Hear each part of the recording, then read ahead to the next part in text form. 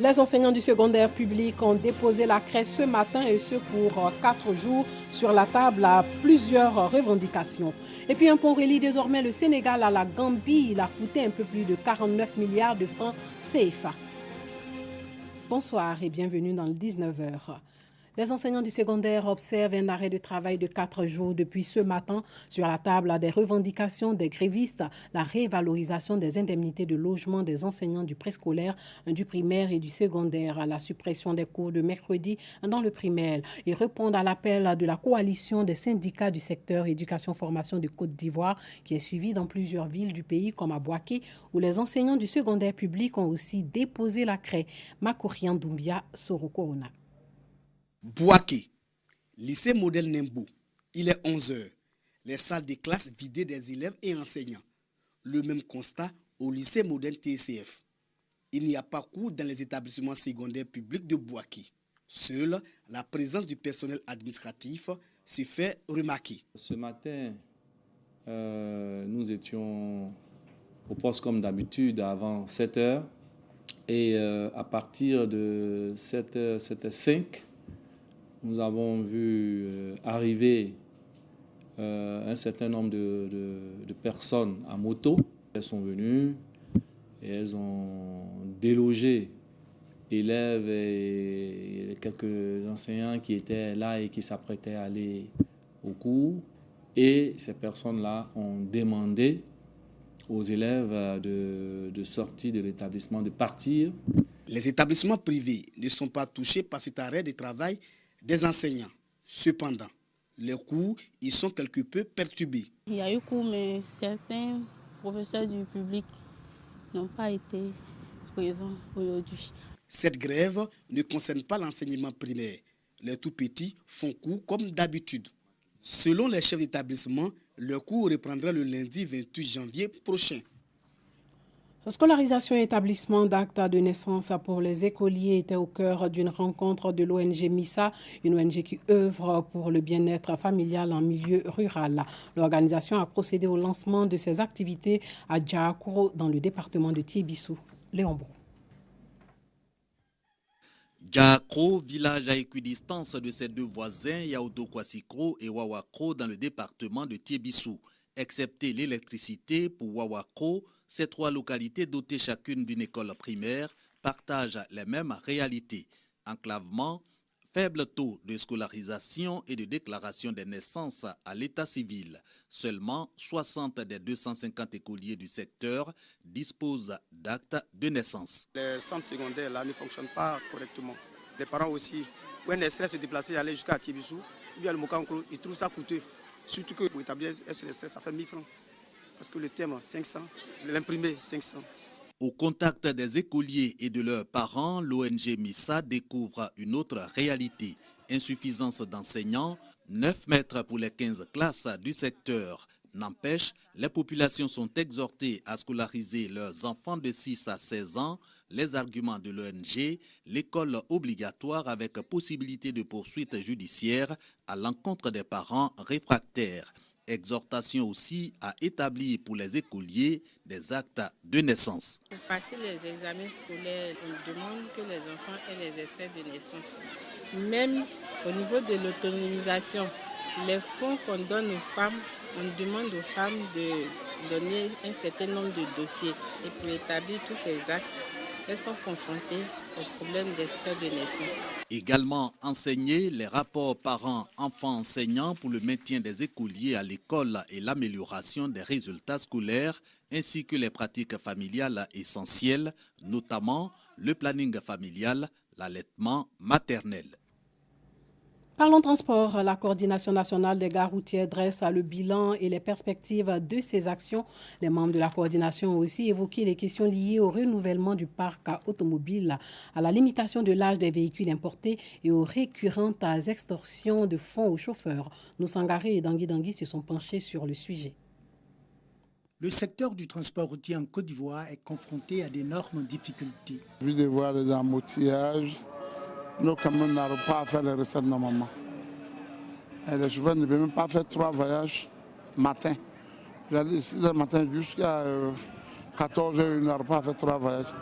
parce que les coûts sont énormes. Les routes sont transformées en garage et puis sinon même en marché.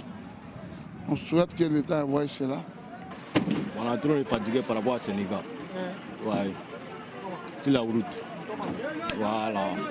Par rapport à ces carrefours là, il y a Sénégal là-bas. Chaque charrement, tu dois payer 600 francs.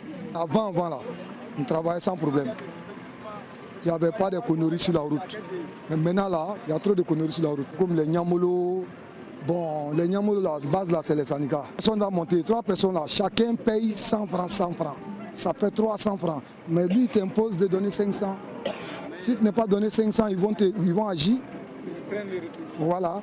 Et le troisième, maintenant, bon, si on enlève, on dit de payer 1000 francs. Faire le bilan des activités et dégager les perspectives dans le secteur du transport routier, c'est tout le sens de cette rencontre des acteurs du transport avec le président de la coordination des gares routières de Côte d'Ivoire. Au menu des échanges, le renouvellement du parc automobile, la limitation de l'âge des véhicules importés et les extorsions intempestives de fonds aux chauffeurs par des individus. La force reste à la loi. Nous n'avons pas le pouvoir, nous, d'interdire la présence de quelqu'un sur la voie publique. C'est l'État de Côte d'Ivoire qui doit faire son travail. Ce que nous devons faire, c'est de payer nos taxes. Et tout ce que nous payons comme taxe auprès de l'État doit nous amener à avoir une quiétude et une sécurité dans l'exercice de notre métier. Si l'État laisse dans des quartiers, à chaque carrefour, des individus s'autoproclamant d'être des Niambro, on ne sait pas d'où ça sort, et ils viennent extorquer de l'argent à nos conducteurs en les passant à tabac. Mais il faut vraiment faire la part des choses. Il y a les syndicalistes et il y a les Niambro, mais les gens font l'amalgame en mélangeant tout le monde. Les syndicalistes, c'est ceux qui organisent l'activité de chargement et de déchargement de nos véhicules. Ceux-là font une prestation qui mérite d'être payée.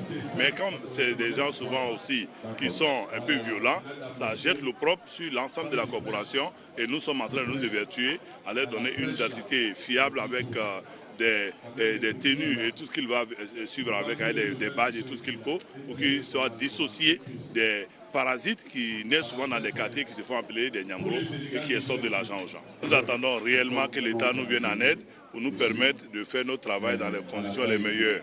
Et nous félicitons toujours le gouvernement pour les routes, mais nous souhaitons vraiment avoir des véhicules neufs pour que le travail soit démis et que les populations ivoiriennes commencent à sentir réellement dans leur déplacement l'émergence en Côte d'Ivoire.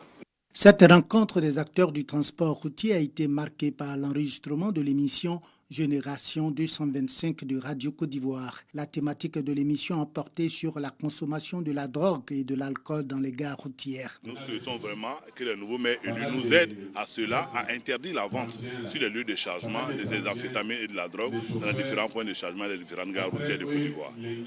90% des accidents de circulation dans le milieu du transport sont dus aux facteurs humains selon la coordination nationale des gares routières. L'alcool, la drogue et d'autres substances nocives sont à l'origine de ces facteurs humains.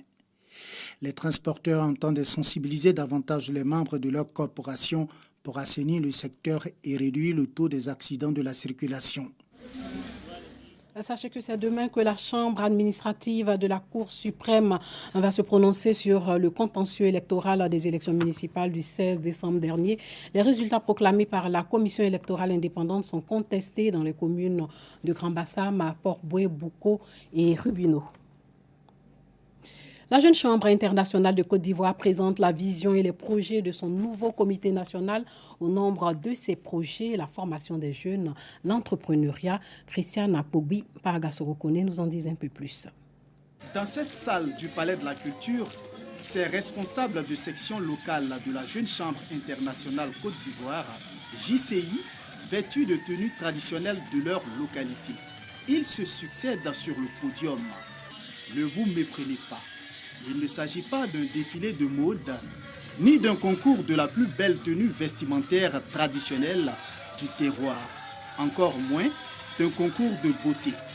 Nous sommes plutôt à la cérémonie de lancement des activités du mandat 2019 du comité directeur national de la JCI Côte d'Ivoire. Le sénateur Yacouba Ouattara, le nouveau président, se dit prêt à faire face aux défis de ce mandat autour d'une vision.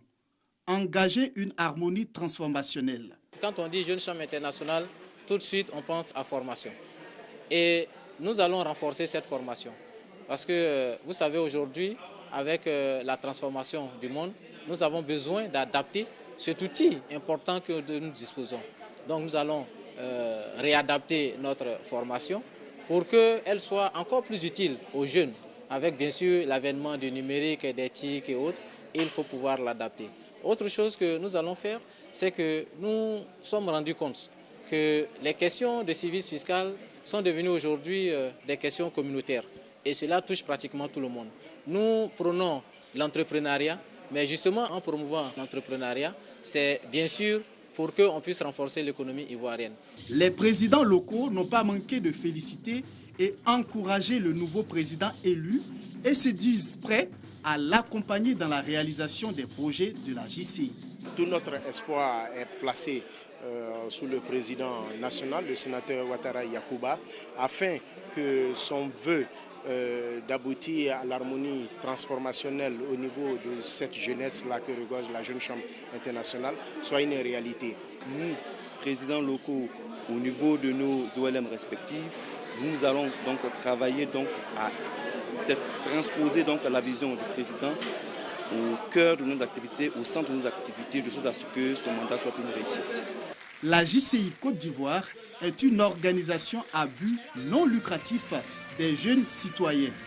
Elle a pour mission d'offrir des opportunités de développement personnel aux jeunes en leur donnant la capacité de créer des changements positifs. Le pont qui relie le Sénégal à la Gambie a été inauguré par les présidents des deux pays. Macky Sall et Adama Barrow ont été d'ailleurs les premiers à emprunter cet ouvrage qui va fluidifier les transports entre les deux pays et favoriser le désenclavement de la Casamance, c'est dans le sud du Sénégal. La construction de ce pont a coûté un peu plus de 49 milliards de francs CFA. Le reportage a le récit de Tanguy Dangui. Après des décennies d'attente, le président sénégalais Macky Sall et son homologue gambien Adama Barrow ont inauguré ce lundi 21 janvier un pont qui doit faire sauter un important bouchon sur les réseaux routiers ouest africains, désenclaver la Casamance et doper les échanges commerciaux dans la sous-région. Ce pont est ouvert ce mardi aux véhicules légers, voitures, bus de moins de 35 places et à partir de juillet aux véhicules lourds et camions. Les agriculteurs casamançais n'auront plus de soucis majeurs pour transporter leur production vers les grands marchés du nord du Sénégal. Le pont a pour vocation de s'intégrer dans le corridor devant relier Dakar à Lagos en passant par Bissau et Conakry.